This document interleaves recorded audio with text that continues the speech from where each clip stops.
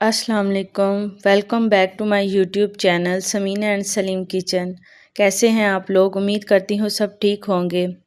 तो आज हम बनाएंगे मज़ेदार आलू गोश्त। आलू गोश्त एक ऐसी रेसिपी है जो अमूमन हर घर में बनाई जाती है। तो आज हम भी आपसे देगी आलू गोश्त की रेसिपी शेयर करेंगे। रेसिपी को आखिर तक पूरा देखिएगा। देगी आलू गोश्त बनाने के लिए सबसे पहले हमने हाफ़ कप घी लेंगे और घी को गर्म करेंगे। अब घी गर्म हो चुका है, हम इसमें 2 अदद प्याज शामिल करेंगे। प्याज़ों को हमने बारीक बारीक काटा है, इससे प्याज जो हैं वो अच्छे से ब्राउन हो जाएंगे। और प्याज़ों को देखिए, प्याज़ों को हमने डार्क ब्राउन नहीं करना, बिल्कुल हल्का सा लाइट ब्राउन करना है। बिल्कुल इसी तरह प्याज़ों को लाइट ब्राउन करेंगे। अब हम इसमें आधा किलो चिकन शामिल करेंगे ताकि चिकन का कलर भी चेंज हो जाए और ये भी ब्राउन हो जाए। चिकन में हम 1 चम्मच नमक भी शामिल करेंगे।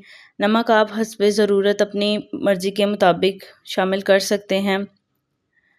और साथ ही 1 चम्मच भरकर अदरक लहसुन भी शामिल करेंगे। चिकन के साथ हम इसको अच्छे से भूनेंगे ताकि इसकी स्मेल ख़त्म हो जाए।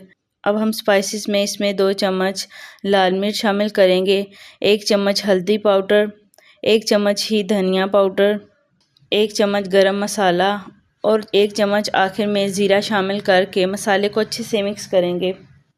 अब देखिए ज़रा प्याज भी इसमें अच्छे से घुलना शुरू हो गया है।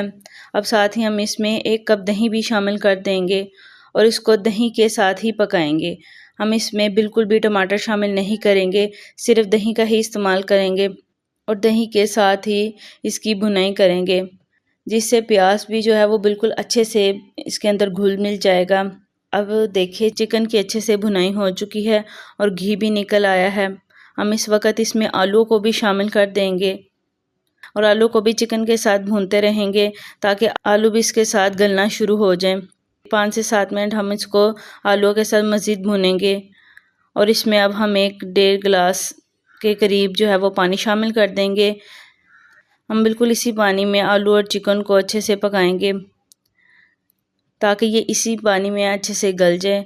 अब उबाल आने के बाद हम इसको ऊपर से कवर कर देंगे और 15 से 20 मिनट के लिए हम इसको हल्की आंच पर पकाएंगे, तेज़ आंच नहीं करेंगे, इससे आलू और चिकन गलेंगे भी नहीं और पानी भी खुश्क हो जाएगा।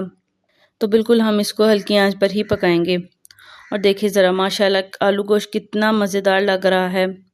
हम इसमें हरा धनिया, हरी मिर्ची शामिल करेंगे और इसको मिक्स करके 2 से 3 मिनट के लिए मज़ीद हम इसको दम पर लगाएंगे ताकि इसके अंदर और टेस्ट पैदा हो जाए। और मज़ेदार आलू गोश्त बिल्कुल तैयार हो चुका है।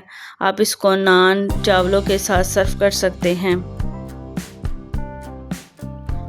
आप इस रेसिपी को ज़रूर घर पर ट्राई कीजिएगा और फीडबैक भी ज़रूर दिएगा।